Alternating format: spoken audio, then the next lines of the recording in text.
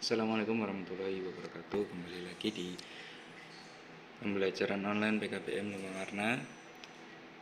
Pada modul sebelumnya yaitu di modul 4 unit 1 kita sudah membahas tentang teks negosiasi. Nah, untuk materi yang hari ini kita akan membahas tentang struktur dari teks negosiasi. Jadi, struktur teks negosiasi itu terdiri dari orientasi, permintaan, pemenuhan, penawaran, persetujuan, dan penutup. Kita mulai dari yang pertama, yaitu orientasi. Apa sih itu orientasi? Yaitu pembukaan atau awalan dari percakapan sebuah teks negosiasi. Biasanya berupa kata salam, sapa, dan sebagainya. Contohnya, suatu hari di pasar tradisional terdapat sebuah transaksi jual beli. Tadi di situ terdapat gambaran lokasi tempat terjadinya negosiasi gitu di bagian orientasinya. Lalu dilanjutkan ke permintaan. Permintaan dalam teks negosiasi adalah di mana pihak yang ingin tahu menanyakan suatu tentang barang atau permasalahan yang dihadapi. Contoh, kalau untuk barang, pembeli bertanya, kaos sepak bola untuk anak-anak ada? Nah, gitu ya. Lalu selanjutnya pemenuhan. Jadi setelah adanya permintaan tadi dilanjutkan dengan pemenuhan. Pemenuhan itu dalam teks negosiasi, pihak yang terkait memberitahukan mengenai barang atau objek agar orang yang diajak interaksi oleh pihak tersebut menjadi lebih paham. Jadi ketika udah ada orang yang tanya, ya, ada baju olahraga enggak misalnya, terus penjual, oh ada bu, ini silakan dipilih sendiri. Nah, dia nerangin tuh, ini harganya segini gitu. Nah, lalu terjadilah suatu penawaran. Penawaran itu puncak dari negosiasi karena terjadi proses tawar-menawar pihak satu dengan pihak lain untuk mendapat sebuah kesepakatan yang menguntungkan satu sama lain. Sebagai contoh, misal tadi penjual menawarkan harga baju misalkan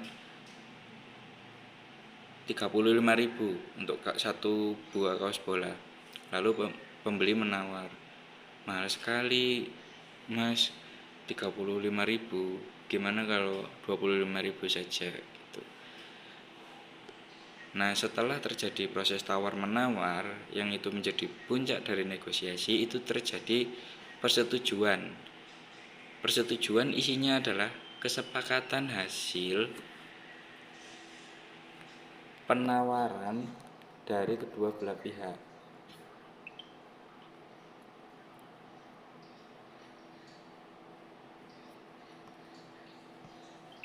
Contohnya ya, kalau begitu saya nggak dapat untung dong bu, tambah 5.000 ya. Nah, lalu pembeli pun setuju gitu. Ya sudah, ini uangnya, sambil memberikan uang. Setelah ada proses persetujuan, di dalamnya itu ada penutup. Penutup mengakhiri dari sebuah percakapan antara kedua belah pihak untuk menyelesaikan suatu proses interaksi dalam negosiasi. Contohnya seperti, terima kasih bu, gak sekalian sama sepatu bolanya bu gitu. Lalu pembeli menjawab, oke, lanjut. Untuk unsur kebahasaan teks negosiasi, dia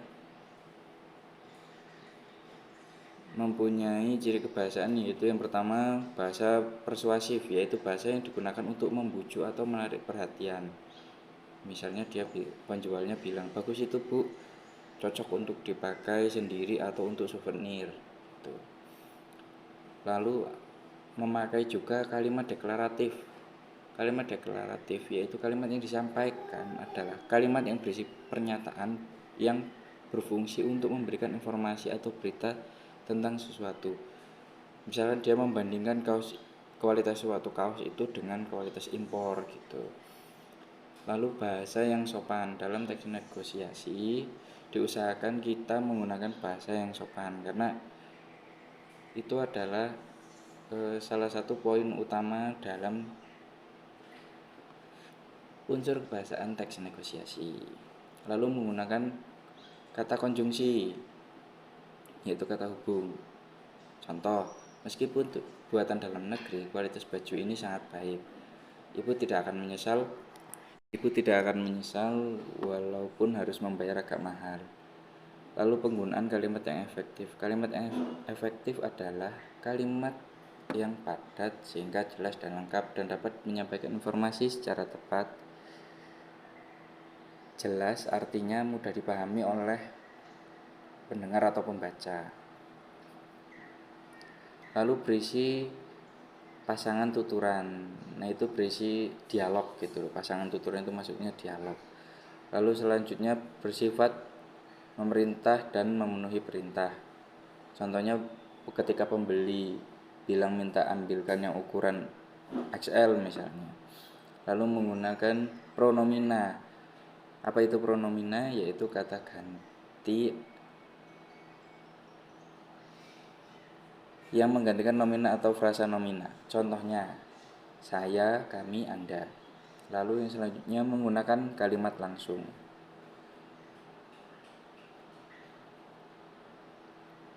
Lalu selanjutnya menggunakan kalimat yang menyatakan kesepakatan atau tidak. Dia memperjelas gitu loh. Baik Bu, akan beli berapa buah misalnya. Yang terakhir menggunakan kalimat perbandingan kontras. Seperti misalkan bulan lalu harganya segini Bu, bulan ini harganya sudah naik misalnya. Ketika membuat teks negosiasi, kita harus menentukan pertama topik. Topik itu bisa berupa harga barang, tempat studi wisata, misalnya besaran upah minimum karyawan, besaran iuran anggota koperasi, tujuan tempat berkemah, dan lain-lain. Ini adalah sampel contoh teks negosiasi ya. Setelah menentukan topik, kita menentukan pihak-pihak yang ada di dalamnya. Misalnya ada penjual pembeli atau siswa dan guru, karyawan dan pengusaha, dan lain-lain. Lalu selanjutnya menentukan konflik atau perbedaan. Maksudnya apa yang negosiasikan dalam teks negosiasi itu. Lalu selanjutnya menentukan solusi dalam penawaran. Lalu selanjutnya menentukan model kesepakatan. Misalkan kalau transaksi jual beli ya ada terjadi transaksi jual beli. Kalau misalkan melaksanakan studi wisata ya ada pelaksanaannya gitu. Pelaksanaan studi wisatanya gimana.